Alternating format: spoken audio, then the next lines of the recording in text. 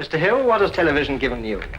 Well, nervous dyspepsia, indigestion, heartburn, all sorts of things like that, you know. There are moments in television history that act as quiet earthquakes, tremors that don't destroy everything at once, but leave cracks so deep that nothing ever stands the same way again. For one of Britain's most beloved comedy programs, that moment came not with a dramatic announcement or network boardroom battle, but with a single sketch. A few minutes of tape. A joke that landed wrong, not just with critics, but with an entire shifting culture that had quietly grown tired of laughing along. The Benny Hill Show, at its peak, was nothing short of a phenomenon. It played in over 140 countries. It pulled in more than 21 million British viewers on a single night in 1971. It turned a chubby, impish comedian from Southampton into a global icon recognized from Birmingham to Buenos Aires. And then, in 1989, it was gone. Cancelled by Thames Television with a finality that shocked fans who had assumed the show was as permanent a fixture as the BBC itself. To understand how it all unraveled, you have to understand the world the show was born into, and the world it failed to grow alongside. Alfred Hawthorne Hill was born on January 21, 1924, in Southampton, England, into a family that carried the faint DNA of performance. His grandfather had been a circus clown. His father ran a surgical appliance shop, a practical, unglamorous profession, but that distant whiff of grease paint and sawdust must have filtered down somehow, because young Alfred was drawn to making people laugh almost from the beginning. He attended Taunton School in Southampton, though academia wasn't where he thrived. After leaving school, Hill moved through a parade of ordinary jobs, stacking shelves at Woolworths, delivering milk, operating a bridge, even driving trucks and playing drums in small venues. None of it was glamorous. All of it was formative.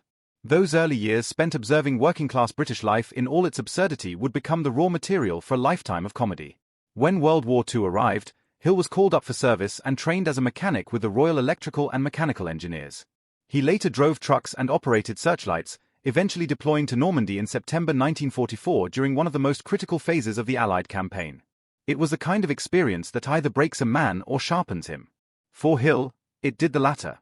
Before the war ended, he transferred to the Combined Services Entertainment Division, where he performed for troops and began to understand, in the most primal way possible, what it meant to hold an audience. He came home from the war with a new name, borrowed from his comedy hero, the American deadpan master Jack Benny, and a fierce ambition. Benny Hill began grinding through the lower circuits of British entertainment. Small radio spots, touring reviews, the kind of work that builds instincts no drama school can teach. He made his debut on the radio program Variety Bandbox in October 1947, and the response was warm enough to open the next door. By 1950 he was on television, still a novelty medium in Britain, and immediately understood its potential in a way many of his contemporaries did not. Television wasn't just radio with pictures. It was a visual stage, and Hill had been waiting his whole life for exactly that. On January 15, 1955, the Benny Hill Show premiered on the BBC, and British comedy has never quite been the same since. The format borrowed heavily from the tradition of music hall entertainment, variety, pace, surprise, a rotating cast of characters, but Hill bent it around his own unique sensibility. Slapstick collided with sharp wordplay. Visual absurdity was laced with surprisingly clever double meanings. Parody took aim at everything from politicians to pop stars to the very medium Hill was working in. The show's early cast included Patricia Hayes, Jeremy Hawke, and the quietly brilliant Jackie Wright, a small, bald-headed actor whose utterly deadpan reactions to Hill's increasingly unhinged behavior became a comedic language all its own.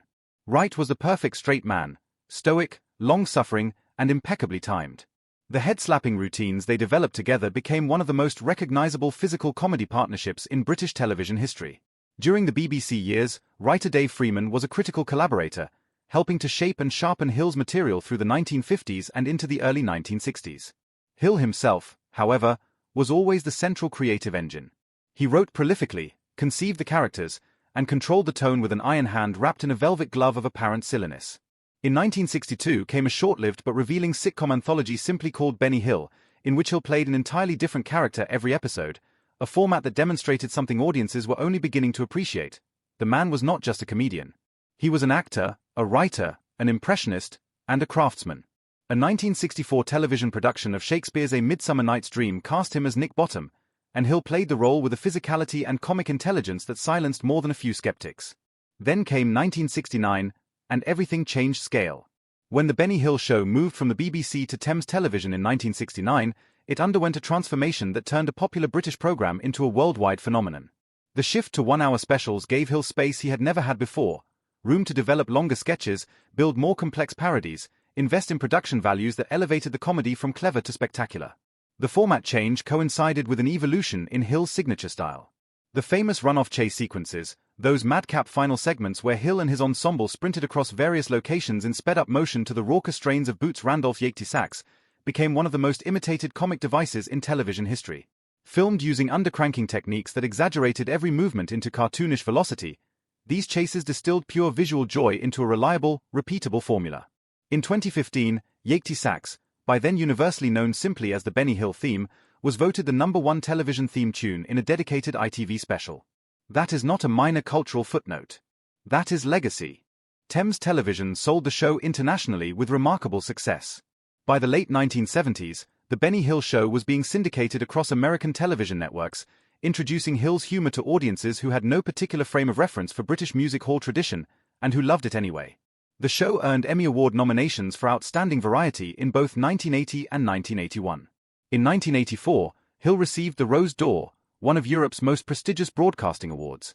These were not accidental achievements. They reflected a comedian operating, for much of his career, at the absolute peak of his craft. As the show entered the 1980s, a new element was introduced that would, in retrospect, mark both its commercial apex and the beginning of its cultural undoing.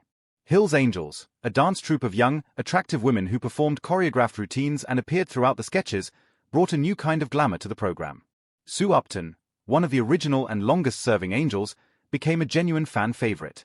Jane Leeves, who later went on to considerable fame as Daphne in the American sitcom Frasier, got some of her earliest television experience working alongside Hill during this period. The Angels expanded the show's visual appeal and widened its audience. They were also, increasingly, what critics pointed to when they argued that the Benny Hill Show had a problem with women. That critique was not entirely new. Hill's comedy had always leaned on innuendo, on the pursuit of women, on jokes that placed female characters in the role of objects rather than agents. For decades, British audiences had accepted this as harmless fun. The tradition of the seaside postcard, of the music hall wink, of comedy that knew it was being rude and invited the audience to feel slightly naughty for enjoying it. The show operated within a cultural permission structure that had existed for generations. But permission structures erode. And by the mid-1980s, the cultural conversation around gender, representation, and the media's role in shaping social attitudes had shifted dramatically. Second-wave feminism had already transformed political discourse. A new generation of comedians was emerging who saw their work as inherently political, and who viewed the breezy sexism of variety television not as harmless tradition but as active harm. Into this changed atmosphere came a single sketch, and a single, very loud critic. In the late 1980s, the Benny Hill Show aired a parody of a beauty pageant. The sketch was not atypical of the show's usual content. It featured scantily clad women, leering humor, and the kind of broad, unsubtle innuendo that had been a staple of Hill's comedy for 30 years. But the context in which it aired was entirely different from the context in which such jokes had flourished before. Britain in the late 1980s was not Britain in the 1960s. The sketch landed in a culture that was actively debating what comedy was for and who it harmed. And it landed, specifically, in the crosshairs of a comedian who had built his entire brand around saying exactly what the alternative comedy scene thought about the television establishment. Ben Elton was angry, articulate, and very funny, a dangerous combination for a target. His comedy, delivered at machine gun pace on programs like Saturday Live, was explicitly political, explicitly feminist in its sympathies, and explicitly contemptuous of what he characterized as the lazy, woman-chasing, sniggering humor of an older comedic generation. When Elton turned his attention to the Benny Hill Show, he did so with considerable firepower. In a January 1987 piece in Q magazine, and in multiple television appearances, Elton made a startling claim that the Benny Hill Show, through its portrayal of women as objects of pursuit and mockery, contributed to a culture in which real women felt unsafe on real streets. He was not speaking metaphorically. He was making a causal argument that what appeared on television shaped attitudes, and that harmful attitudes produced harmful behavior. The response was immediate, polarized, and revealing. Supporters of Hill, and there were many, argued that Elton's criticism was grotesquely disproportionate. A writer in The Independent suggested that watching Elton attack Hill felt like watching an old man being set upon by people who should know better, that Hill's comedy, whatever its limitations, did not deserve to be treated as a cultural crime. GQ magazine took a similarly skeptical line, pointing out the logical absurdity of attributing complex social phenomena to a light entertainment program, and characterizing Elton's position as the kind of self-righteous grandstanding that made alternative comedy so exhausting to its detractors. There was genuine comedy in the counterreaction too. Ben Elton later appeared in a sketch on Harry Enfield and Chums as Benny Elton, a caricature of his own politically correct persona being chased by furious women to the sound of Yachty sax, a moment of self-aware absurdism that suggested even Elton recognized he had become a character in his own right. The Broadcasting Standards Council, for its part, issued measured commentary noting that public perceptions of humor were evolving and that material once considered acceptable was increasingly being reassessed. But the damage, if damage is even the right word, was not really about any single article or television appearance. The controversy around the beauty pageant sketch and Elton's broadside against the show did not kill the Benny Hill show the way a gunshot kills. It accelerated a dying that was already underway. Thames Television's decision to cancel the Benny Hill show in 1989 was driven by multiple converging pressures, and it is too simple to lay it entirely at the feet of cultural controversy. Ratings, which had once reached those staggering 1971 highs of over 21 million viewers, had been declining for years. British television had changed. Channel 4 had launched in 1982, bringing with it a different sensibility and a new generation of comedy that made Thames's flagship variety program look increasingly like a relic. Audiences were not just smaller, they were fragmenting in ways that variety television was structurally ill-equipped to address.